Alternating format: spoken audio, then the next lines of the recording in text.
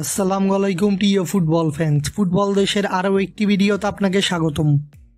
Major league সকারে নিজেদের শেষ ম্যাচে গত 26শে মে ভ্যানকুভারের বিপক্ষে মাঠে নেমেছিল ইন্টার মিয়ামি।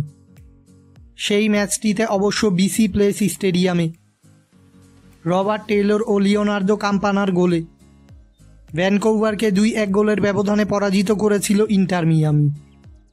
এবার আবারও মেজর লিগ সকারের ম্যাচ খেলতে মাঠে নামছে কোচ টাটা মার্টিনো শিষ্যরা।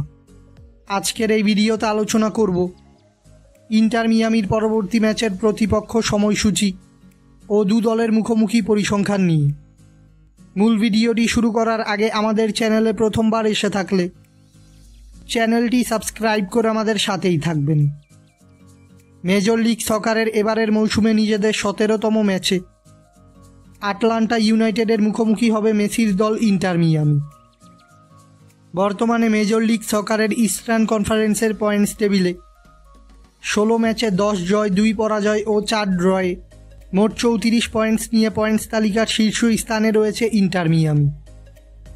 অন্যদিকে 14 ম্যাচে 3 জয়, 7 পরাজয় ও 4 ড্রয়ে মোট 13 পয়েন্টস নিয়ে পয়েন্টস তালিকার 12তম স্থানে রয়েছে আটলান্টা ইউনাইটেড।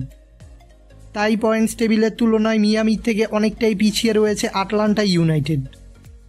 ইন্টার মিয়ামি ও আটলান্টা ইউনাইটেড এখন পর্যন্ত সকল ধরনের প্রতিযোগিতা মিলিয়ে মুখোমুখি হয়েছে সর্বমোট 11 বার, যেখানে মিয়ামি জয় পেয়েছে মোট 4টি ম্যাচে, বিপরীতে আটলান্টা ইউনাইটেডও জয় পেয়েছে মোট 4টি ম্যাচে এবং বাকি 3টি ম্যাচ ড্র হয়েছে।